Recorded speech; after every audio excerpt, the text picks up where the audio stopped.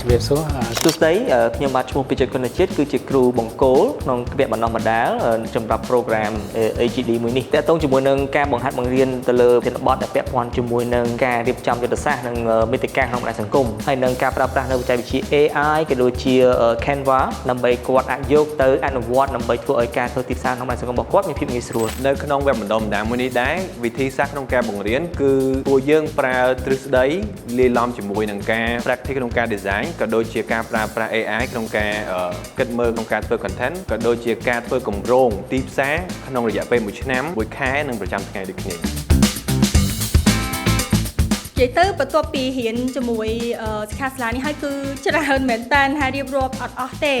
ប៉ុន្តែចំណុចខ្លីខ្លឹមដែលខ្ញុំអាចចាប់បានហ្នឹងគឺតាក់ទងជាមួយនឹងការស្វែងយល់ពីមូលដ្ឋានគ្រឹះនៃការធ្វើទីផ្សារបែប digital ហើយនៅពេលដែលយើងមកទៅគឺយើងយល់ថាតើនៅក្នុងការធ្វើទីផ្សារបែប digital វាគួរតែចាប់ផ្ដើមពីចំណុចណាហើយវាមានសមាសភាពស្អីគេខ្លះនៅក្នុងហ្នឹងទាំងតាក់ទងជាមួយនឹងការធ្វើ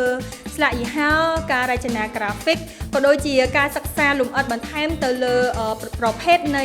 បណ្ដាញទំនាក់ទំនងសង្គមឬយើងហៅថា social media platform ដែលវាស័ក្តិសមជាមួយនឹងអាជីវកម្មទៅតាមប្រភេទនីមួយៗមេរៀនដែលយើងបានរៀនយើងឆ្លងកាត់ច្រើនពីការធ្វើ branding ពី brand management តើតើនឹងយើងរៀនពី guideline យើងរៀនពីការធ្វើ content schedule ផ្សេងជាភាសាតំណងរវាងខ្ញុំពីផ្នែក sales ទៅ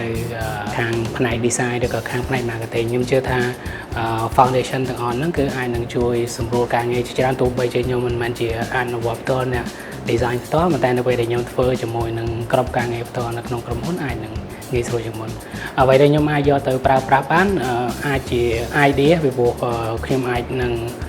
យកអ្វីដែលរៀននៅពេលនេះឧទាហរណ៍ជា basic ឬក៏ foundation graphic design ហ្នឹងឬក៏ content writing ឯហ្នឹងគឺខ្ញុំអាចមានន័យថាខ្ញុំអាច track ខ្ញុំអាច planning នឹងមុនពេលដែលខ្ញុំទៅធ្វើការងារជាមួយនឹងខាង marketing របស់ខ្ញុំឬក៏ខាង designer ជា specialist របស់ខាងខ្ញុំបាន